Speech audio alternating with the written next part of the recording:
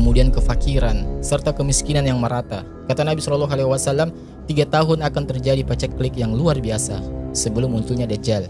Akan tersebar musibah yang sangat besar, kekeringan terjadi di mana-mana, manusia akan merasakan.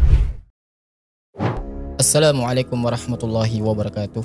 Alhamdulillahi wahdah, wassalatu wassalamu ala rasulillah. Sahabat Tarbiyah Daily rahimakumullah. Pada hari ini kita akan menjelaskan tentang tanda-tanda kiamat besar ya, agar kita semua tidak lalai dalam kehidupan dunia yang sementara ini. Ikhwata, yang pertama adalah khuruj ad-Dajjal, keluarnya Dajjal. Nabi SAW saking sayangnya kepada umatnya, beliau menjelaskan kepada kita betapa takutnya Rasul akan fitnah Dajjal itu menimpa umatnya. Sampai-sampai Rasul mengatakan nih, selain fitnah Dajjal, tidak ada yang aku khawatirkan menimpa kalian. Tapi khusus fitnah Dajjal ini sangat menakutkan diriku. Sangat menakutkan bagi diriku. Kalau Dajjal keluar kepada kalian dan aku masih hidup, kata Rasul, akulah yang akan melawannya, menghadapinya, mematahkan hujahnya, bahkan membunuhnya. Tapi kalau seandainya Dajjal muncul di tengah kalian sementara aku sudah tiada, maka kata Nabi, masing-masing manusia akan melawan sendiri-sendiri kepada Dajjal. Ikhwata iman yang dimuliakan Allah Azza wa Jalla, 3 tahun sebelum kemunculan Dajjal akan terjadi paceklik yang sangat hebat, kemudian kefakiran, serta kemiskinan yang merata. Kata Nabi SAW, 3 tahun akan terjadi paceklik yang luar biasa sebelum munculnya Dajjal. Akan tersebar musibah yang sangat besar, kekeringan terjadi di mana-mana, manusia akan merasakan rasa lapar yang sangat luar biasa. Apa penyebabnya? Ya, karena Allah Azza wa Jalla memerintahkan langit untuk menghentikan hujannya, untuk menahan hujannya. Dan tentu langit sudah berhak untuk taat kepada perintah Allah. Maka langit pun diperintah Allah untuk menahan hujannya sebanyak 2/3 langit. Ini pada tahun yang pertama. Bahkan bukan hanya langit yang Allah perintahkan untuk tidak turun hujan, tapi bumi pun Allah perintahkan. Maka Allah tahan di bumi sepertiganya. Tidak ada tumbuh-tumbuhan sama sekali. Kering korontang, gersang, gundul. Tidak ada satupun rumput-rumput yang hidup. Kemudian Allah perintahkan pada tahun keduanya 2/3 langit dilarang untuk menurunkan hujannya, dan 2/3 bumi dilarang untuk menumbuhkan tumbuh-tumbuhannya. Kemudian pada tahun ketiga kata Rasul, Allah perintahkan langit untuk menahan seluruhnya, tidak ada hujan yang turun. Kata Nabi SAW, tidak satupun hewan-hewan yang hidup yang bisa berjalan di permukaan bumi ini, semua binasa, karena tidak ada yang dimakan. Tidak ada satupun pohon dan tumbuhan kecuali mengering. Tidak ada satupun hewan, dari hewan buas sampai hewan jinak, kecuali Allah binasakan, kecuali yang Allah kehendaki saja. Ikhwatal iman. Ketika itu para sahabat bertanya kepada Nabi SAW, ya Rasul, kalau tidak ada satupun tumbuhan yang hidup, tidak ada satupun binatang yang hidup, lalu apa yang dimakan manusia pada saat itu? Kata Rasul, tidak ada. Tidak ada sarapan air, kering, mengering, tidak ada daging yang dimakan, tidak ada beras, tidak ada gandum, tidak ada roti, tidak ada apapun yang bisa mereka makan. Lalu sahabat kemudian bertanya lagi, apa yang mereka makan? Bagaimana cara mereka bertahan hidup pada saat itu? Maka Nabi SAW mengatakan, sesungguhnya mereka akan hidup dan akan mencukupkan kehidupan mereka dengan zikri, dengan cara berzikir, dengan cara mengucapkan Alhamdulillah, dengan cara mengucapkan La ilaha illallah, dengan cara mengucapkan Allahu Akbar. Maka itulah sebagai ganti makanan bagi mereka. Ikhwata, apabila mereka lapar, mereka mengucapkan Alhamdulillah, mereka kenyang. Apabila mereka lapar, mereka tinggal mengucapkan Allahu Akbar, tiba-tiba kenyang. Apabila mereka merasa lapar, mereka mengucapkan La ilaha illallah, mereka pun kenyang atas kuasa Allah Subhanahu wa ta'ala.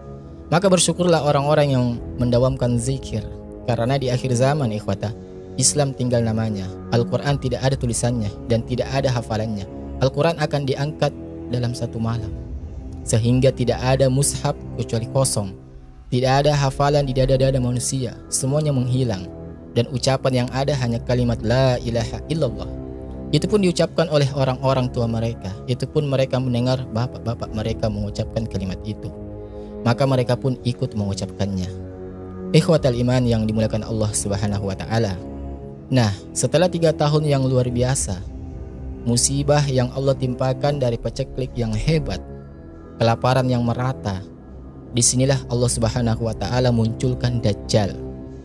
Karena di antara fitnah Dajjal, Allah berikan sedikit rububiyah kepada Dajjal untuk memfitnah manusia. Di antaranya, Dajjal akan memerintahkan langit untuk menurunkan hujan, maka langit pun menurunkan hujannya. Kemudian Dajjal akan memerintahkan bumi yang gersang, kering kerontang. Kemudian Dajjal akan memerintahkan bumi yang gersang, kering kerontang itu untuk menumbuhkan tumbuh-tumbuhannya. Maka akan tumbuh tumbuhan dari bumi.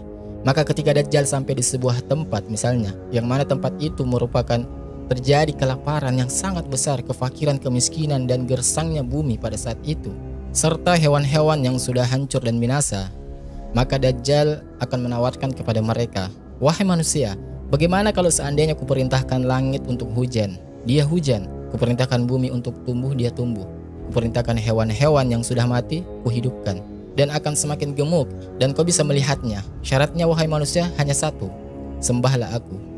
Maka ikhwata, apabila tempat tersebut kemudian menjadi budaknya Dajjal, menjadi hambanya Dajjal, maka betul-betul Dajjal akan menghujani mereka dan memerintahkan langit untuk hujan. Maka hujan, memerintahkan bumi untuk menumbuhkan tumbuh-tumbuhannya, maka tumbuh. Memerintahkan hewan yang sudah mati untuk hidup kembali, maka hidup kembali. Sekali lagi ya, ini bukan Dajjal yang melakukannya, tetapi Allah Subhanahu wa taala. Tetapi Allah Subhanahu wa taala hendak memberikan ujian atau fitnah ya kepada manusia dengan memberikan sedikit rubiahnya. Ikhwatal iman yang dimuliakan Allah Subhanahu wa taala, banyak orang-orang yang mengikuti Dajjal. Tapi sebaliknya, kalau Dajjal melintasi sebuah daerah, disuruh untuk menyembah, kemudian penduduk itu malah mendustakan Dajjal, menolak Dajjal, disuruh beriman, malah mengingkari Dajjal, maka daerah tersebut tetap akan seperti itu, kering kerontang, tidak ada hujan yang turun kepada mereka, juga tidak ada hewan yang hidup dan juga bertahan untuk hidup di negeri mereka. Betul-betul Dajjal akan membiarkan mereka kelaparan. Tapi ikhwata, karena mereka beriman kepada Allah, mereka bisa bertahan dengan zikir, subhanallah, walhamdulillah, wala ilaha illallah, Allahu akbar. Ikhwatal iman yang dimuliakan Allah Subhanahu wa taala, bahkan Dajjal akan datang menemui manusia. Kemudian Dajjal akan mengatakan, "Wahai manusia, bagaimana kalau seandainya aku bangkitkan kepada kalian unta-unta yang sudah mati dengan tubuh yang sangat besar dan susunya yang sangat segar? Apakah kalian mau mengakuiku sebagai Tuhan, Rabb kalian?" Maka sebagian penduduk mengatakan, "Naam, iya, engkau Tuhan kami." Maka Dajjal memerintahkan setan-setan untuk membentuk unta-unta yang sudah mati itu, yang dimiliki oleh orang-orang itu. Kemudian unta itu akan hidup, kemudian akan mengeluarkan air susu dan daging yang sangat besar. Padahal itu teman-teman, hanyalah jelmaan setan. Tetapi bagi yang kufur, mereka akan ditinggalkan kelaparan. Bahkan lebih hebat lagi ikhwata, Dajjal akan mengundang masyarakat, orang-orang kampung, kemudian akan mengatakan di hadapan oleh orang-orang kampung itu, "Bagaimana pendapat kalian kalau seandainya kuhidupkan anakmu yang sudah lama meninggal, kuhidupkan kembali bapakmu yang sudah meninggal, ibumu, orang yang kau cintai, orang yang kau kenal, aku hidupkan kembali. Maukah engkau mengakui aku sebagai Tuhan kalian?" Maka orang-orang yang sangat cinta kepada keluarganya dengan keimanan yang sangat tipis, mereka akan mengatakan, "Iya, engkau Rabb kami." Maka Dajjal memerintahkan setan agar yang satunya membentuk anaknya, yang satu membentuk bapaknya, yang satunya lagi membentuk ibunya, yang satu membentuk orang-orang yang disayanginya. Kemudian orang-orang yang seolah-olah dihidupkan itu tadi ya, akan mendatangi keluarganya, dan mereka akan mengatakan, "Wahai anakku, wahai suamiku, wahai istriku, wahai orang tuaku, orang yang di hadapan kalian itu adalah benar-benar Tuhan kalian. Sembahlah dia." Maka banyak orang-orang jahil akhirnya mereka pun tunduk dan menyembah Dajjal. Na'udzubillahi min dzalik. Terutama kaum wanita. Ikhwatal iman yang dimuliakan Allah Subhanahu wa taala, Dajjal akan berjalan ke sana kemari sambil membawa nahrun yajriyah, membawa dua sungai yang mengalir. Yang satu dilihatnya tampak air yang sangat jernih, bersih, dan sebelahnya terlihat sungai dengan penuh api ya, yang menyala-nyala dan menyambar-nyambar. Kemudian Dajjal memerintahkan manusia, kalau kalian masuk ke sungai yang jernih, yang bersih ini, maka kalian akan selamat. Kalau kalian masuk ke dalam sungai api yang menyala-nyala dan menyambar-nyambar ini, maka kalian akan binasa selama-lamanya. Lalu apa kata Nabi SAW menanggapi hal ini? Rasul saking sayangnya dengan umatnya, kata Nabi, "Kalau engkau melihat yang seperti itu yang ditampakkan Dajjal kepada kalian, maka kata Nabi, datangilah sungai yang ada apinya, yang menyambar-nyambar, yang menyala-nyala. Pejamkan kedua mata kalian, kemudian tundukkan kepala kalian. Minumlah dari air itu, karena sesungguhnya air itu adalah air yang sangat segar. Tapi kalau kalian masuk ke dalam sungai yang sangat indah, yang sangat dingin yang ditawarkan oleh Dajjal, ketahuilah, sesungguhnya kalian telah memasukkan diri kalian ke dalam api neraka." Begitulah fitnah Dajjal. kesana kemari, membawa jannatu wan nar, surga dan neraka. Ikhwatal iman, Syekh Muhammad Ibn Utsaimin rahimahullahu ta'ala mengatakan, disebutkan bahwa saat awal mula Dajjal keluar, Dajjal dia menyeru seolah-olah dia adalah seorang da'i, mengajak manusia ke dalam Islam. Kemudian akhirnya setelah banyak pengikutnya, Dajjal pun dia mengaku nabi. Setelah kemudian banyak pengikutnya, terakhir dia pun akan mengaku dirinya sebagai Tuhan. Dan tidak ada dosa yang lebih besar melebihi orang yang mengaku sebagai Tuhan. Dan Dajjal berbeda dengan Fir'aun yang mengaku Tuhan, berbeda dengan Namrud yang mengaku Tuhan, berbeda pula dengan Bukhtunasar yang mengaku Tuhan, berbeda juga dengan Zunwas yang mengaku dirinya sebagai Tuhan.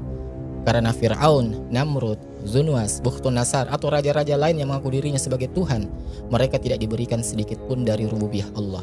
Mereka hanya bisa mengancam, kalau engkau tidak mengakui sebagai Tuhan, maka mereka akan mengerahkan pasukannya untuk menghukumnya. Artinya bahwa orang yang mengaku Tuhannya Fir'aun, Namrud, dan Zunwas itu dalam tekanan. Mereka tidak yakin Fir'aun itu Tuhan, tetapi dalam tekanan. Terpaksa mereka menuhankan Namrud, Fir'aun, dan juga Zunwas. Berbeda dengan Dajjal, tidak dalam tekanan. Betul-betul mereka terfitnah, tersihir, karena kehebatan Dajjal yang bisa memerintahkan langit untuk hujan, maka dia hujan. Memerintahkan bumi untuk menumbuhkan tumbuh-tumbuhannya, maka dia akan tumbuh. Dan menghidupkan binatang-binatang, maka dia akan hidup. Menghidupkan keluarga mereka yang telah meninggal, ya, mereka pun hidup. Walaupun pada hakikatnya sebenarnya ikhwatah, itulah sebesar-besar sihir yang didatangkan oleh Dajjal untuk memfitnah kita, memfitnah manusia di akhir zaman. Ikhwatal iman yang dimuliakan Allah Azza wa Jalla. Oleh karenanya itulah maka kita harus takut dengan fitnah Dajjal, karena tidak ada satupun tempat di muka bumi ini kecuali Dajjal akan mendatanginya, akan menginjakkan kakinya di sana. La Makkah wal Madinah, kecuali negeri Mekah dan Madinah. Karena setiap Dajjal hendak masuk ke dua kota ini, dia nggak bisa, karena dipagari, dijaga oleh para malaikat yang menghunuskan pedangnya.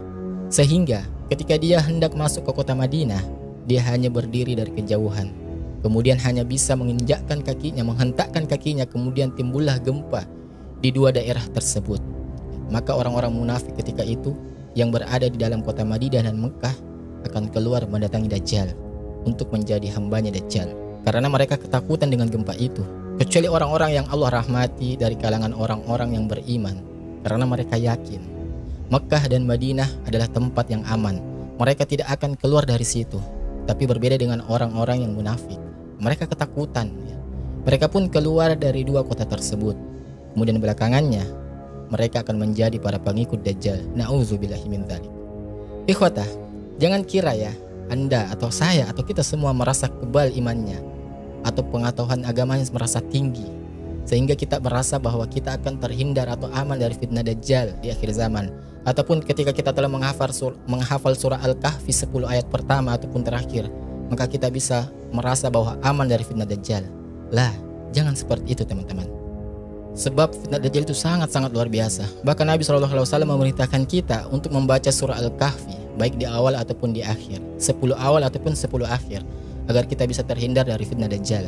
Bahkan kalau kita perhatikan bacaan saat sholat kita sebelum salam, di tasyahud akhir, kita disuruh untuk ta'awudz, memohon perlindungan kepada Allah. Min syarri fitnati masihid Dajjal. Aku berlindung dari buruknya fitnah ad-Dajjal.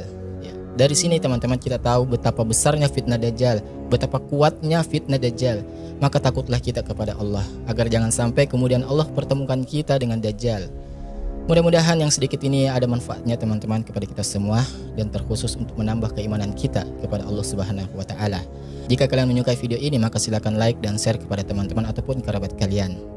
Demikian yang saya sampaikan, dan nantikan video bermanfaat lainnya di channel Tarbiyah Daily. Wassalamualaikum warahmatullahi wabarakatuh. Barakallahu fiikum.